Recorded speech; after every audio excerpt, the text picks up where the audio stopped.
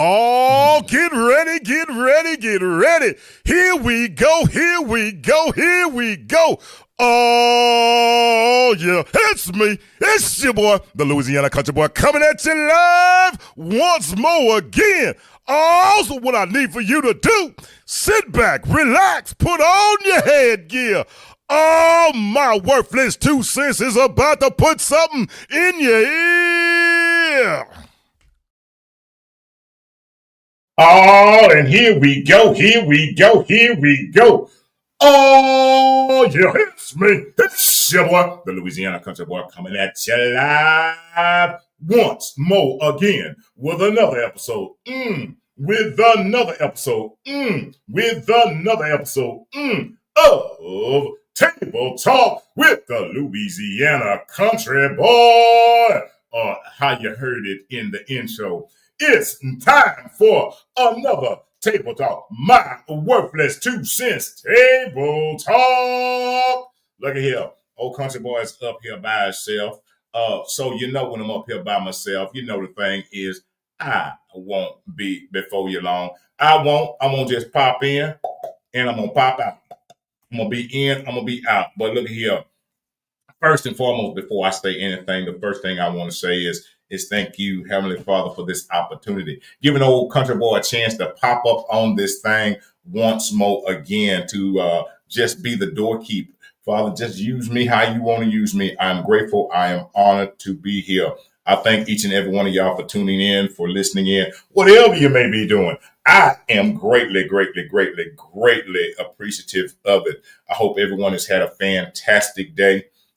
This thing that I'm gonna drop real quick, in and out real quick, it's been on my spirit. So I'm going to let the Lord use this thing right here. I had a question. And my number one supporter, Miss Julie, called me and she was like, well, I shared with her what it was gonna be. And that's just the question Old Country Boy has tonight. The question is, who is your neighbor? And you say, what you mean, who is my neighbor? I don't know them folks that live next door. The question is, who is your neighbor? You know, as I think about that, and that's so true where we are today, a lot of us, you know, in the real world, we don't even know who lives next door to us.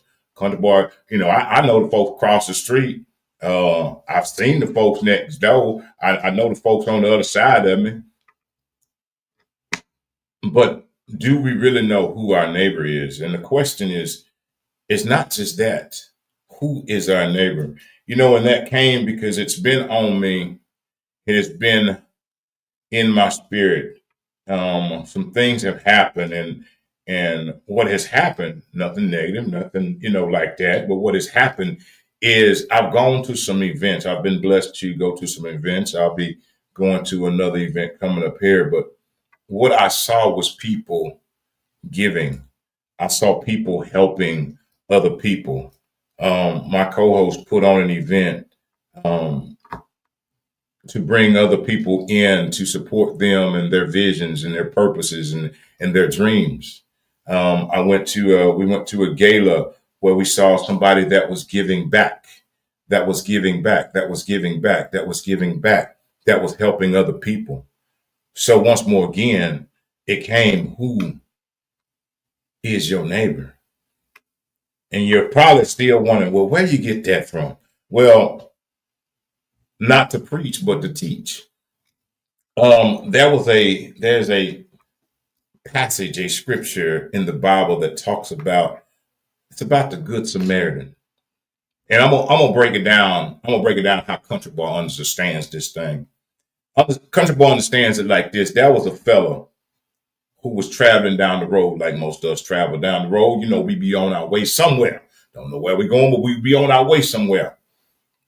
Whereas this fellow was traveling, these folks came up on this man and they beat him and they robbed him and they took everything he had and they left him for dead. Some of us been left for dead emotionally. Some of us been left for dead spiritually. Some of us been left for dead mentally. Some of us been left for dead physically. But they beat him and they left him for dead. Now here go the thing. Where this fella was, some other folks came by. Here go the thing. Who? Because it says, here's where that comes from. Love God with all your heart. And, you love God first, and you love your neighbor as yourself. Love your neighbor as yourself. Love God first. Love your neighbor as yourself. So that's the question. Who is your neighbor?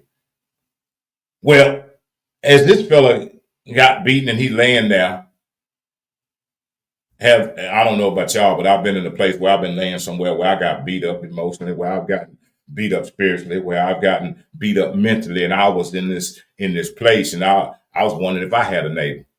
Well, as he was there, one fella came. One fella was a priest, a minister, a church going fella, one that was setting up in the leading the people, the one that was, and he saw the man, but he passed on the other side.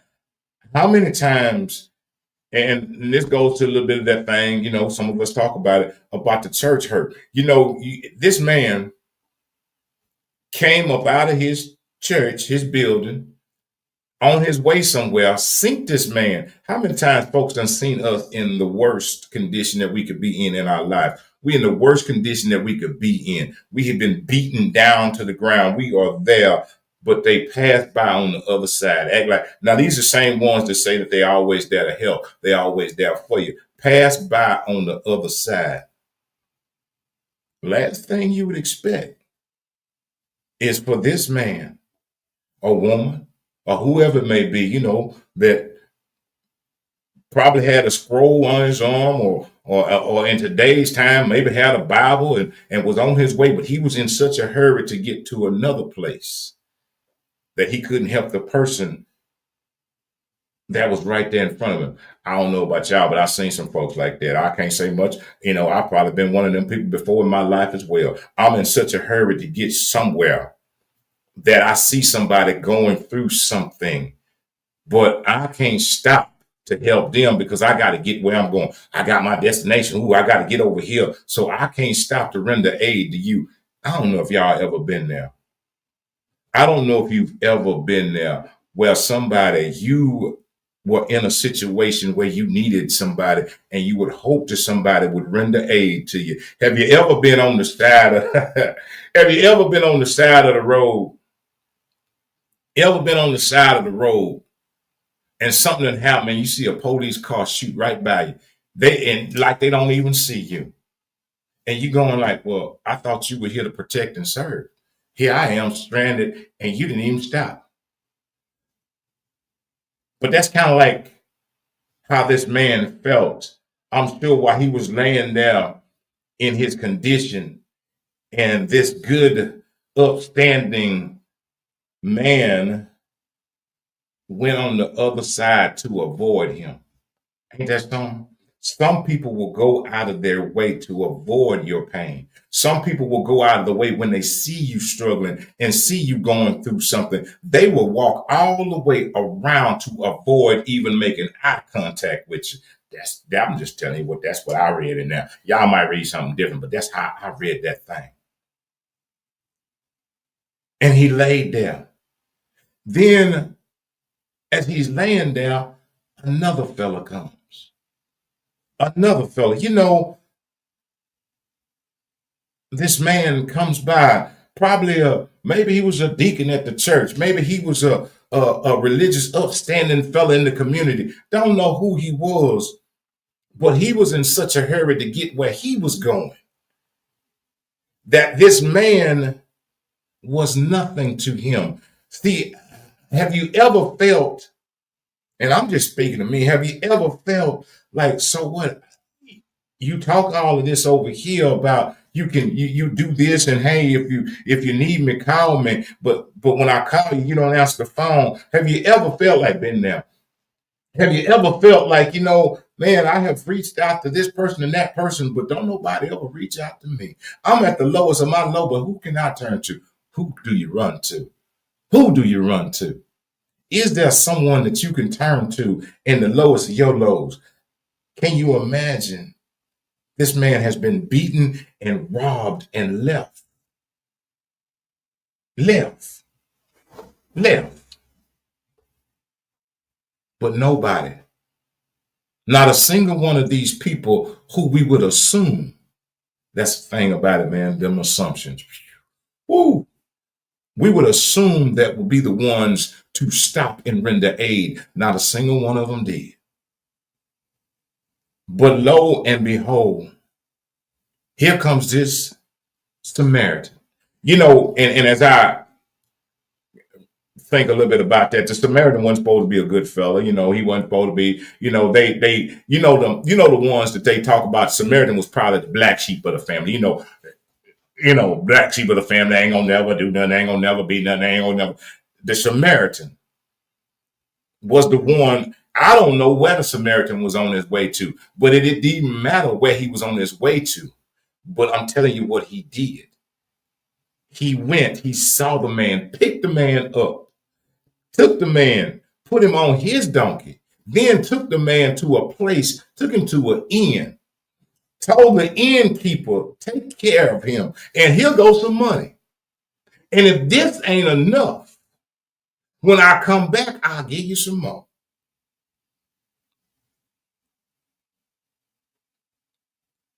Who is your neighbor? And when he asked that question, and he was given that scenario, and he said, so which one do you think? And he said, the one that helped. The one that helped. That's who the neighbor was. And he said, then go and do likewise. What I saw with my own eyes and what I witnessed these past few days and these seeing people, I saw the good Samaritans.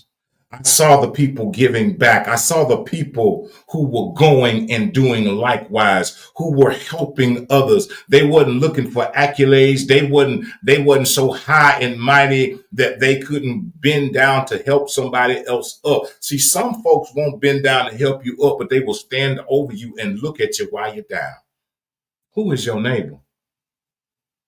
Who is your neighbor? Have you ever been on your way somewhere and you see someone struggling, or you see someone who may have stopped on the side of the road? Are you in such a hurry? And I know they say, well, you can't stop and help everybody. You can't, this is a crazy world. See, maybe that's what the misconception is.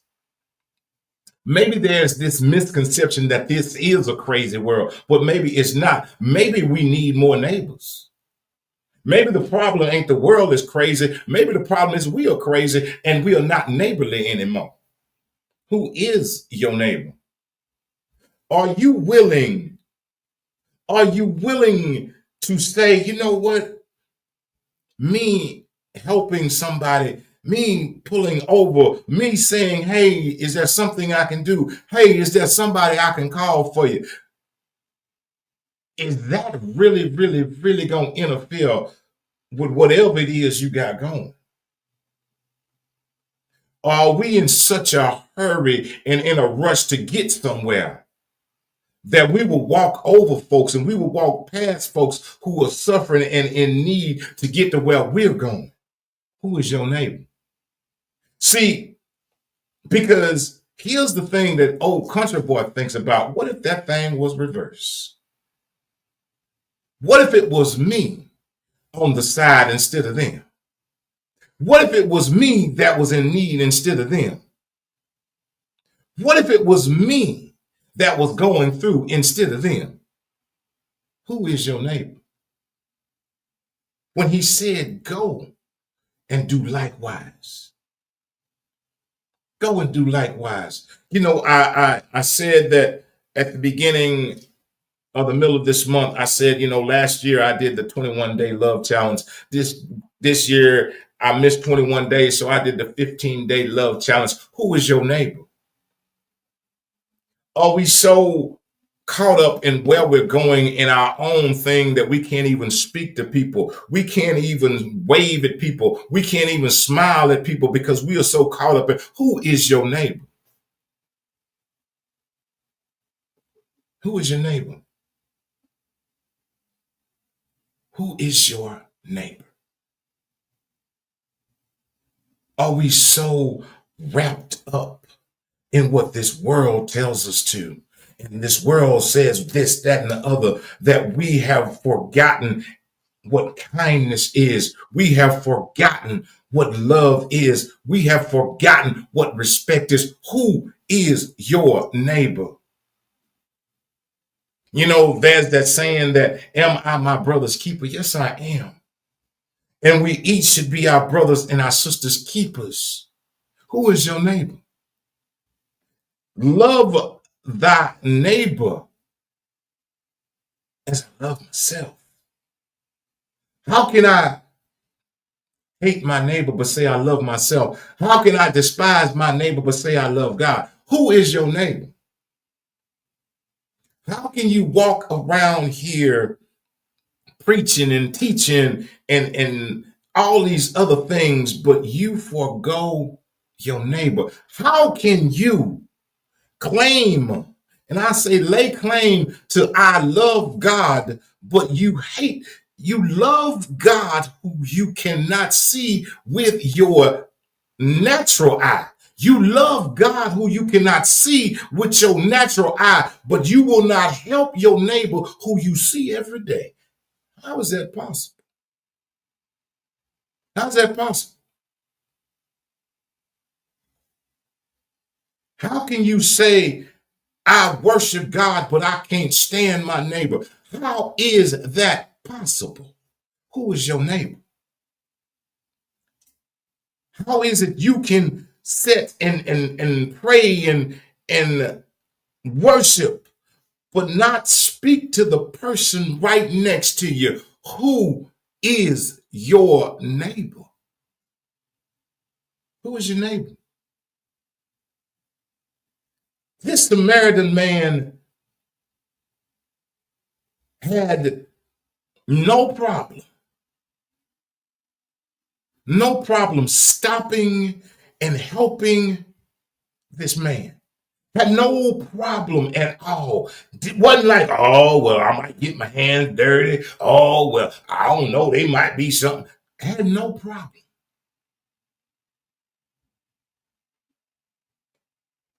saying, let me get you up. Let me see if I can tend to your wounds. Let me do the best that I can. And then let me take you somewhere where they can do some better for you. Who is your neighbor? It's a question for each and every one of us. We prepare for the holiday, we prepare for Christmas, but are you remembering the reason for the season? Who is your neighbor? What are you celebrating? How is it that you prepare to celebrate this birth of Christ coming into this world, but you still have hatred, anger, and bitterness towards your neighbor? How? How is that? Tell me, make what they say, make it make sense. Make it make sense. Love thy neighbor as I love myself. Do you not know how you treat somebody else is not a reflection of them, but it's a reflection of your character, of my character? How you treat somebody else is not a reflection of them. It is a reflection of our character, who we are. Who is your neighbor? Who's your neighbor? Our unwillingness to forgive, our unwillingness to be kind, our unwillingness to love. Who is your neighbor. You can sing all the Christmas jingles. You can sing the Temptation Silent Night until the night goes silent. But if you are not showing it, then what you doing? Who are you putting on the show for? You can go out and do all these things, but if you're not giving from your heart, if you're not forgiving, if you're not loving, if you're still holding envy, strife, and jealousy in your heart, then all that stuff is for naught. All that is just a big old show. And who you trying to show for? Who you trying to show for? Who is your neighbor? Who is your neighbor? Love God with all your heart, spirit, and your soul. And love your neighbor as yourself. Who is your neighbor? You cannot do one without the other. Can you say, well, God, I love you with all my heart, and so I love you, but I just can't stand them? Who's your neighbor? So you telling me you can do one, but you won't do the other. Once more again, I want somebody to make this one clear. I can love the God that I have not seen. I have not seen with my physical eye. I have not laid eyes on. I can claim, and now again, I'm calling it what it is. I can claim to love him. I can claim that, God, I love you so much. I'll be in church 7 days a week. I'll be in church 8 days a week. I love you this much. I love you. I love you. I love you. But still yet, you hold envy, strife, and you will walk over folks to get to a building to go worship the God that you love. Who is your neighbor? Mm.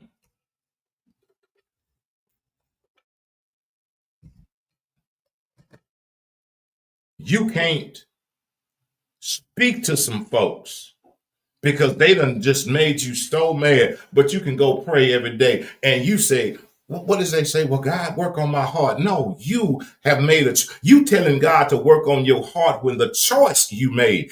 God didn't harden your heart. You made the choice to turn. That's a choice. That is a personal choice. Understand this. We be laying stuff on God. Well, God, do this. We have made choices. We have to be accountable and responsible for the choices we make. Forgiveness is a choice. Forgiveness is a choice. Loving and respecting someone is a choice. We make the choice, but we want God to come in and override the choices that we make.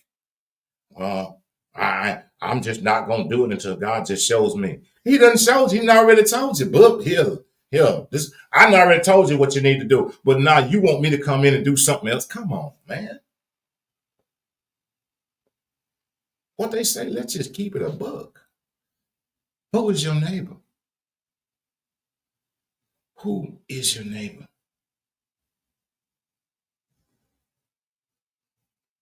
You can go and you can do all these things, but if you still hold all of that in your heart, and so many people make that claim, well, God know my heart, and he do, and he do, and he do. If you're still holding, let me tell you something, holding anger, holding strife and jealousy towards someone. What's that old saying? When you hold that stuff within you, that is like you drinking the poison, but you're waiting on them to die. Make it make sense. You drinking the poison and you're waiting on them to die because you are the one that's holding that in. You are the one that's making the choice not to let it go. I say, find out why it is that I have to hold this. Ask yourself, why do I have to hold this anger? Why do I feel jealous about this person? Why? Ask yourself that question, because you sitting up here saying, well, God, I need you to change my heart. No, God's saying, I need you to open your heart. Make the choice. That's what you want to do. Who is your neighbor?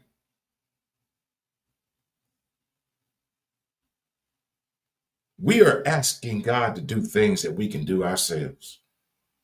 And that's what he's saying. You can do that. You can do that. I've told you. I've given you the commands. I've told you. Love your Lord God with all your heart, your spirit, and your soul. And love your neighbor as you love yourself. I've told you. Now you want me to go back in and change something around? And I've told you. See, when you make the choice that you love yourself, I love myself enough not to hurt myself. I love myself enough not to hurt myself. And me being angry, and me holding jealousy, and me having unforgiveness for you is not hurting you, it's hurting myself. Love thy neighbor as I love myself. I love me enough to say, I'm not going to hurt me. I'm not going to hurt me with having jealousy towards you. I'm not going to hurt me with harboring anger towards you. Why would I hurt me thinking I'm hurting you?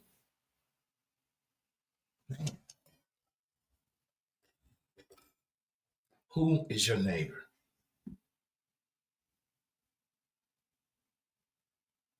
And to finish it by saying, go and do likewise. If you know making the choice, would you be the one that walks on the other side when you see somebody hurting? Would you be the one that just passes by when you see somebody in pain? Or would you be the one to stop and render aid? If the one that stopped and showed compassion, the one that stopped and showed love, if you say, then that's what a neighbor is. Tonight, I tell you, then go and do likewise. And that's all the old country boy has got tonight. Who is your neighbor? Well, look here, old country boy, thanks you. I thank each and every one of y'all for tuning in. I thank you for your time. I thank you for your support. I thank you for your love. I just want to share this with each and every one of y'all. Don't let anybody deter you from what God has given you. Don't let anyone, I got something in my eye other than my finger. Don't let anyone stand in the way of the vision of the purpose that God had placed on your life. Don't let anyone talk you out of what God has talked you into. Yes, I tell you, and I sit here and I won't lie to you. I won't sugarcoat it. It ain't always easy. It ain't always pleasant, but it's always worth it. It's always worth it. Understand this. This is what I know for me. And this is what I say to myself each and every day. Every time I travel down the road, I say, good Lord, I'm only traveling where you've already gone. You've gone before me and made a way. And I trust you in each and every way. God has given us three things. He's given us a vision. He's given us purpose. And he's given us instructions. Everybody is not going to see your vision. Everybody's not going to support your vision. Everybody is not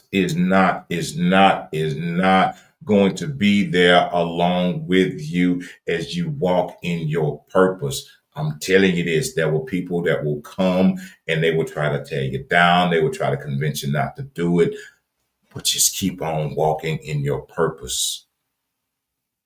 Keep on walking in your purpose. Keep on following the vision that God has given you. Don't you give up. Don't you give in. Don't you quit. Don't you quit. Don't you quit. Don't you quit. No matter what it may look like, no matter what it may seem like, don't you quit. Don't you quit. Don't you quit. Don't you quit. Sometimes you may have to cry by yourself. Don't you quit. Don't you quit. Don't you quit. If God has given you the vision to write a book, then write that book. If God has given you the vision to own a hair salon, then own that hair salon. If God has given you the vision to be an Uber driver, then Uber, baby, Uber. If God has given you the vision to be a movie producer, produce. If he's given you the vision to sing, then sing. It doesn't matter what other folks think about it. Listen, listen, listen, listen. We are here to serve people. Who's your neighbor? We are here to serve people, but we are here to please God. There's a difference. We're not here. We run around here trying to please people. That is not what we are here to do. We are here to please God and serve people. Serve. That's why that thing is who's your neighbor. It's about having an attitude of servitude to serve others. But we are here to please God, not man. So many times we are here trying to, well, did I please you? Or well, did I please you? Did I please? It's not about pleasing folks. It's not about pleasing folks, because guess what? The folks you please today will be displeased tomorrow. Then you know if you please these over here, you're going to be displeasing to some over here. So it's not about pleasing people. It is about serving one another, but it's about pleasing God. Is God pleased with what you are doing? Is he pleased with the path you are taking? Is he pleased? Not is if mama and them pleased or if my cousin or my best friend them pleased. No. Is God pleased with what you're doing? If he is pleased, that's what it's about. Because everybody, I'm telling you, everybody ain't gonna like you, everybody ain't gonna support you, everybody will not be. I heard this. Let me tell you this. I heard this. So many people, I'm gonna see if I can get it right. So many people talk about having a circle. Who's in your circle? I'm not concerned about who's in my circle. I'm more concerned about, well, who's in my corner. It ain't about who's in your circle, because the people in your circle want you to please them. The people in your circle want to pull from you. See, that's what the circle is about. The circle, people will pull from you when they're in your circle, but when they're in your corner, see, the people in your corner. Let me ask y'all something. Let me ask you something. This came to my mind. I'm finna get on up out of here. If anyone has ever watched boxing, can you name the people who were in the corner of the boxer? No, you can't. You know who the boxer was because he was out front. You know that there were some people in the corner, but you don't know who they were. But those people in his corner, those were the ones that was taking care of him. When he came over, they put a stool out there for him to sit down. When he had wounds, they were there to put ice on him. Those were the people in his corner. See, don't you understand that a corner, you know what a corner looks like, right? Just a little boom. But the people in your corner, sometimes the world don't even know who in your corner, but they there. The people in your corner not looking for accolades. The people in your corner ain't looking for hey, can you talk about me? Them ain't the people in your corner. The people in your corner gonna support you regardless, no matter what, because they in your corner. Now the people in your circle, you know how people always talk about, well, yeah, my circle gonna have to get a little bit smaller. My circle got wide, my circle got smaller. But the people in your corner, don't you understand? No different than a boxer. He trusts the people in his corner. The people in the corner have shown their loyalty. The people in your corner have shown their commitment, because the people in your corner, regardless, if you lose, they still there. Because I ain't never seen nobody say, well, I don't want to be in the corner no more because you lost. The people in the corner. Too many times we worried about who's in our circle, but do you know who's in your corner? Do you know who you have in your corner? They ain't trying to wave a flag and say, hey, notice me. They ain't trying to do none of that. They just there for you. They're there for you. Don't be so quick to find your circle. You better find some people that's in your corner. And those are the very ones that will be there and that will push you and that will hold you accountable. The people in your corner will call you out. What they say will pull your coattail. The people in your corner. Get you some good corner people.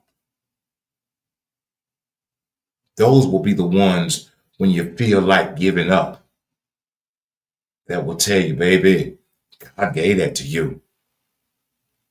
God gave that to you. The people in your corner will be the ones when you say, I don't feel like getting up, you got to get up. Your circle will sometimes be like, oh, well, just lay there. It's all right. Don't worry about it. The people in your corner. And understand something. Sometimes people got big old circles, but they got a little old corner. Little old corner. Because can't a lot of people fit in a corner. You can't squeeze people in a corner. And you never hear anybody talking about, well, I just want to be in the corner. Find the people that are in your corner. Because those are the ones that when the going gets tough, those are the ones that when the going gets rough, those are the ones that when you have tears in your eyes, those are the ones that will be there for you, to uplift you, to encourage you. And they don't want nothing from you but the best out of you. The people in your corner.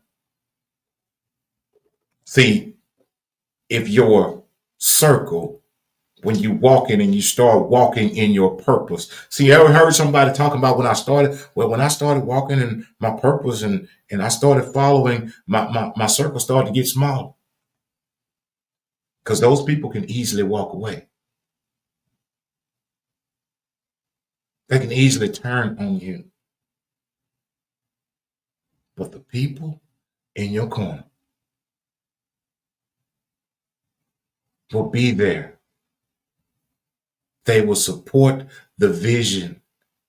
They will support the purpose that God has placed on your life.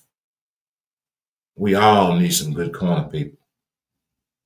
We all need some good corner people.